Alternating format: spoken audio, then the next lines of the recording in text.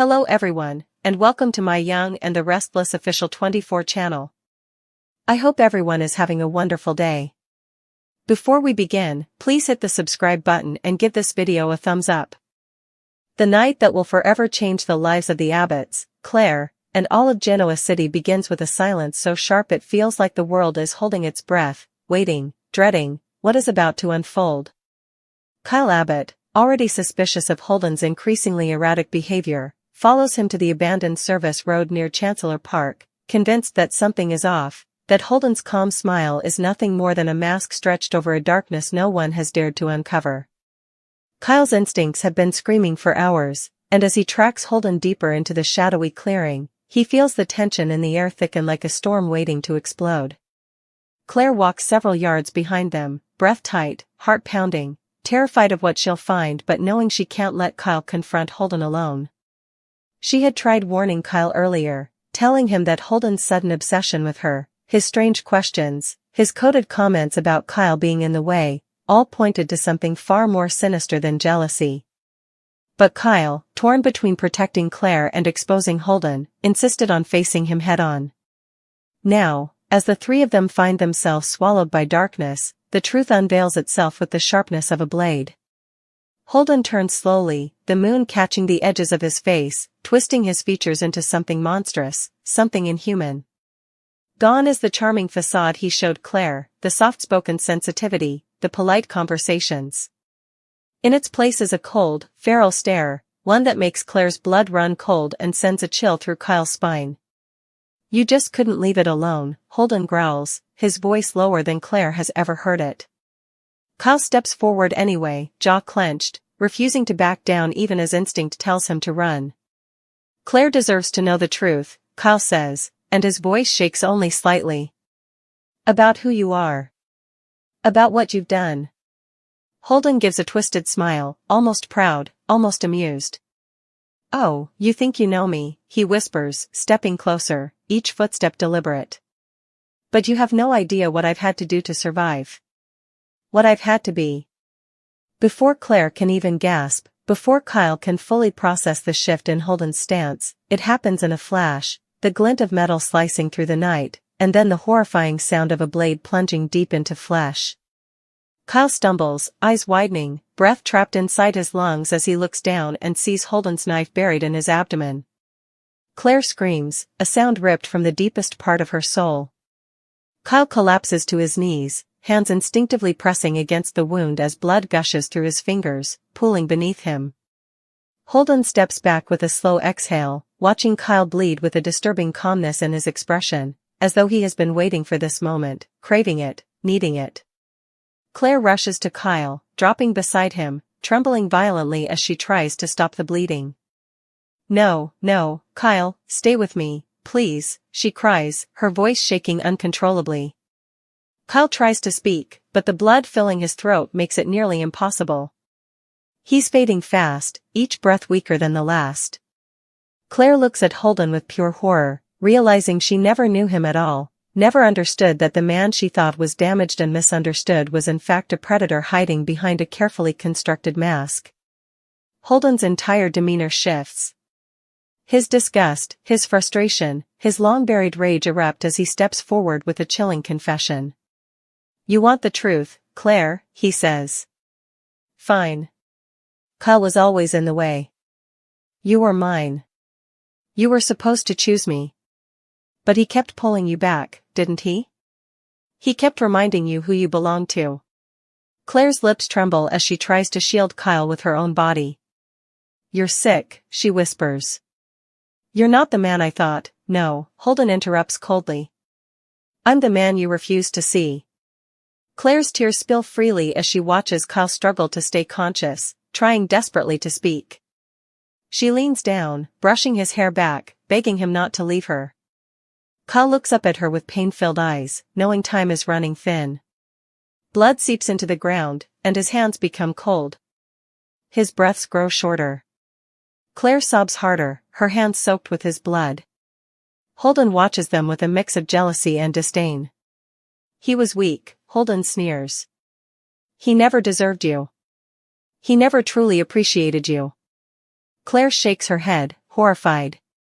"You did this out of jealousy?" she cries. "You killed him because he loved me?" Holden's jaw tightens. "No. I killed him because he got in the way of what was supposed to be mine." Claire screams for help, her voice echoing across the empty road, but no one comes, not yet. Kyle's grip tightens weakly around Claire's wrist, and she immediately lowers herself closer, desperate for anything he wants to say. His breathing is labored, his voice barely a rasp. Claire whispers, "Kyle, I'm here. I'm right here. Please don't leave me." And then, his lips move. Slowly. Painfully. But he forces the words out anyway, even as blood trickles from the corner of his mouth. His final 5 words. The last breath of truth he can give her. "Claire. I love you, always." Claire collapses against him, sobbing uncontrollably as those 5 words carve themselves into her heart forever. Kyle's body slackens in her arms, his chest stilling, his eyes glazing over. Claire screams his name, over and over, her voice breaking with each cry. Holden watches with a twisted sense of victory, but there is also fear, panic, because Kyle's final declaration, spoken in front of Claire, destroys whatever illusion Holden believed he had. Claire turns toward Holden slowly, fury and grief burning through her. "You killed him," she sobs. "You murdered him because you couldn't stand that he loved me." Holden steps back, realizing her voice has changed. She isn't just heartbroken, she's furious. She's unafraid. She's done letting him manipulate her. And then, sirens. Red and blue lights burst through the trees. Someone must have heard Claire's screams. Holden freezes like an animal cornered. Claire stands, trembling, but she refuses to move away from Kyle's body. Holden bolts toward the woods, but officers swarm the area faster than he expected. Flashlights slice through the darkness. Officers shout commands. "Stop. Hands in the air." Holden runs, but it's too late. 2 officers tackle him from behind, slamming him into the dirt. He struggles, screams, denies, but the truth is everywhere. Kyle's blood on his hands. The knife still in the grass. Claire's sobs echoing through the night. "You don't understand." Holden shouts, thrashing beneath the officer's weight as they force his arms behind him. "She was mine. He stole her from me. I had to do it." His confession only seals his fate. Claire watches, shaking violently, arms wrapped around herself, her eyes swollen with tears. She almost can't recognize Holden anymore. He isn't the man she knew. He isn't the man she thought she could help. He is a killer, nothing more. Police drag Holden back toward the patrol car. He snaps, he screams, he rants about destiny and fate and betrayal, but no one listens, not anymore. His mask has shattered. His true identity, his obsession, his delusion, his violence, is exposed to the world. As the officers shove him into the back seat, Holden locks eyes with Claire through the glass, and for the first time she sees something real, fear. Not of the law, but of losing his fantasy. Losing her. Losing control. Officers swarm the scene, documenting evidence, calling EMTs for Kyle even though Claire knows in her bones, he's already gone. She kneels beside him again, brushing her fingers along his cheek, whispering through tears, "I heard your words. I heard you. I'll never forget." Her sobs grow softer, heavier, breaking her completely. Paramedics eventually approach with solemn expressions, understanding the truth the moment they kneel beside the blood-soaked ground. Claire doesn't move. Not until they gently pull her away so they can examine the body. She cries, protests, tries to reach for him again, but her legs give out and she collapses. An officer helps her sit, speaking gently, but Claire barely hears anything. Her entire world ended the moment Kyle's final words slipped from his lips.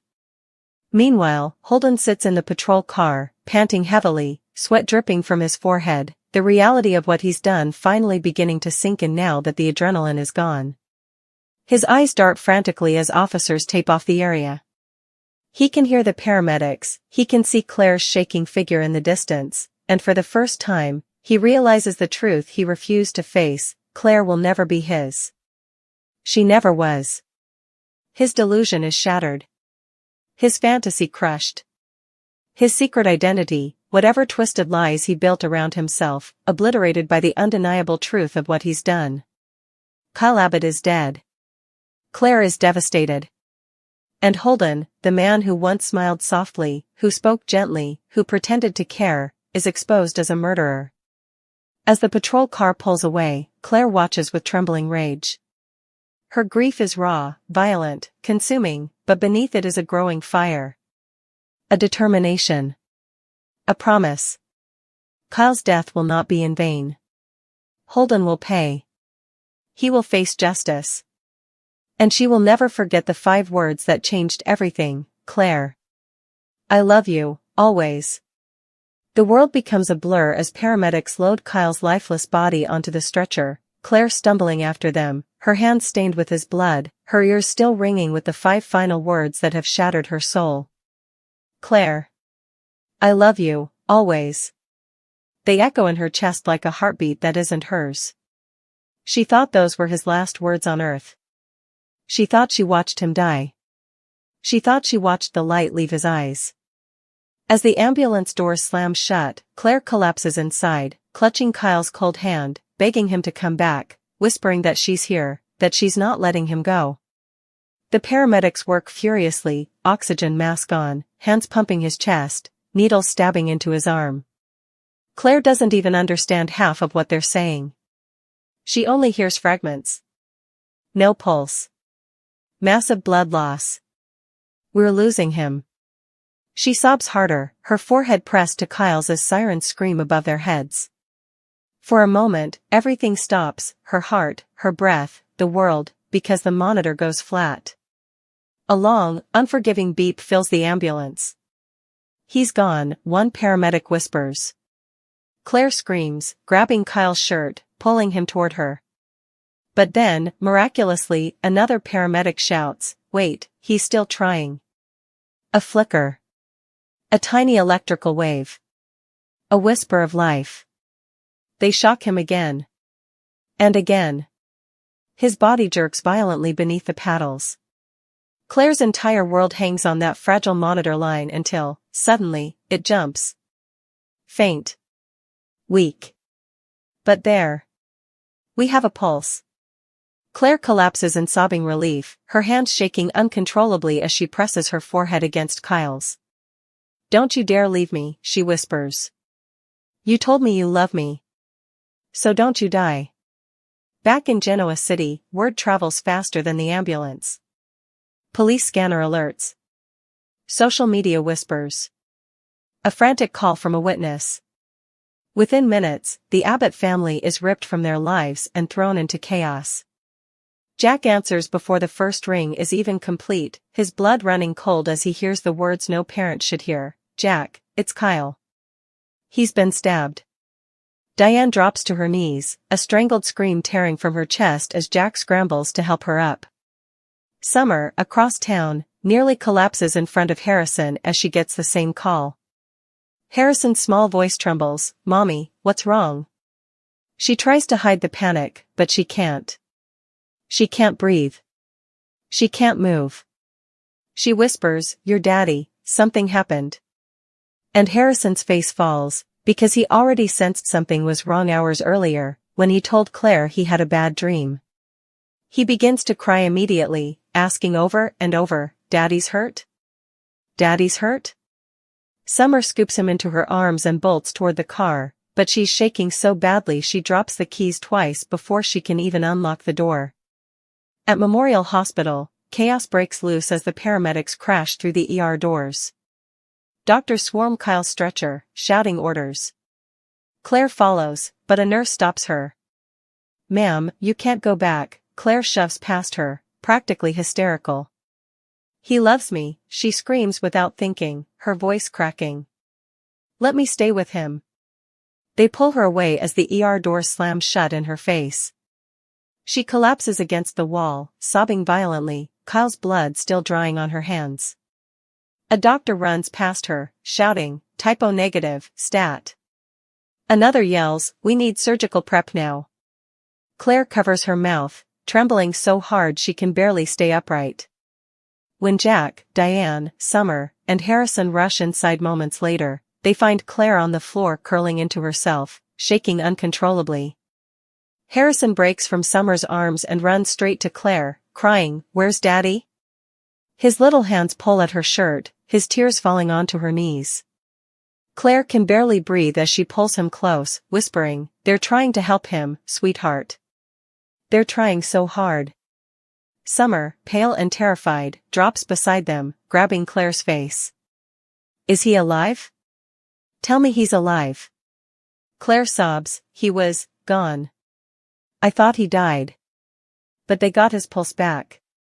He's in surgery." Jack places a trembling hand on the wall, closing his eyes, fighting a wave of nausea. Diane starts praying under her breath, unable to stand still.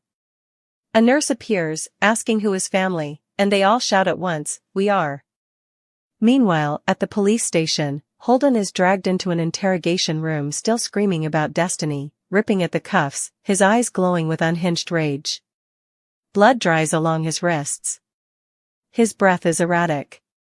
This is not the calm, gentle man he pretended to be. This is the real Holden, obsessive, delusional, violent. Detective Chance Chancellor enters, stone-faced, disgust written in every hard line of his jaw. He throws pictures of Kyle's blood-soaked body onto the table. "This is what love looks like to you?"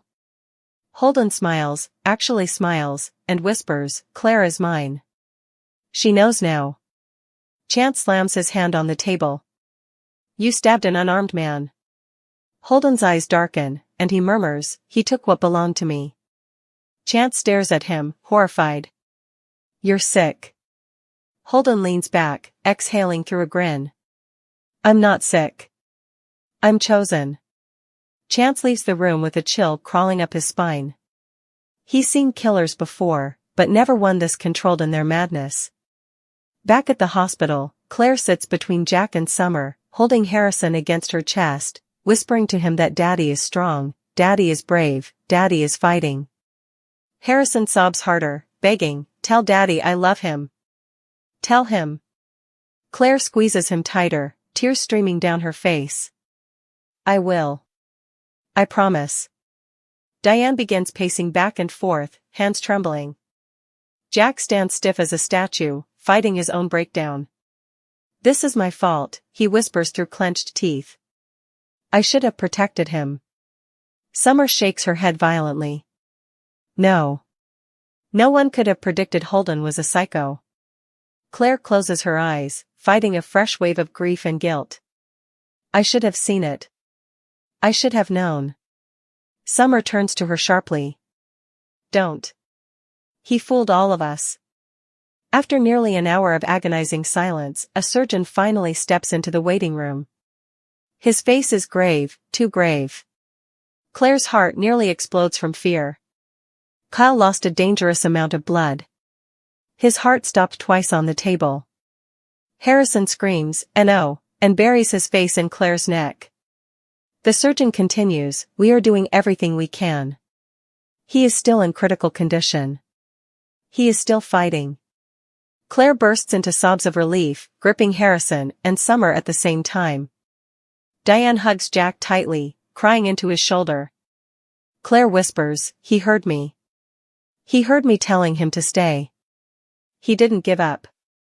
Meanwhile, in the interrogation room, Holden's facade finally cracks when an officer enters and says, "Kyle Abbott made it out of surgery. He's alive." Holden's head snaps up so violently it looks like it might break.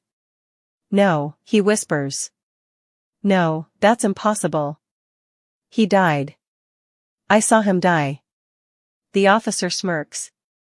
"Guess you failed."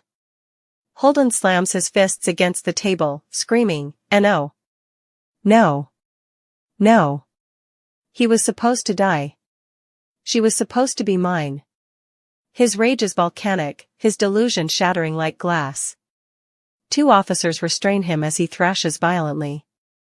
For the first time, true panic floods his eyes, not because he's going to prison, but because his fantasy has collapsed into dust. Claire will never belong to him. Kyle is alive. And Holden lost. Back at the hospital, Claire refuses to sit. She stands in front of the ICU doors for nearly an hour straight, staring through the small window where she can see Kyle, pale, motionless, hooked to machines. A ventilator breathes for him. And 4 pumps blood into his body. Monitors beep steadily, each sound a reminder that Kyle is not gone. When a nurse finally allows one person in at a time, Claire is the first to step through. The world slows as she approaches his bed, tears running down her face uncontrollably. She takes his hand gently, pressing her forehead against their joined fingers. "Kyle," she whispers through trembling lips. "I heard you. I heard your words. And I'm not leaving you. Ever."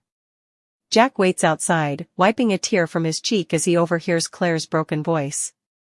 Summer collapses into a chair, shaking uncontrollably. Harrison draws pictures on a piece of paper the hospital gave him, scribbles of him holding hands with Daddy. Diane prays harder than she ever has in her life. And somewhere across town, Holden begins to realize the truth. Kyle Abbott survived. Claire knows who Holden truly is. And his twisted fantasy has ended forever. But the war is only beginning.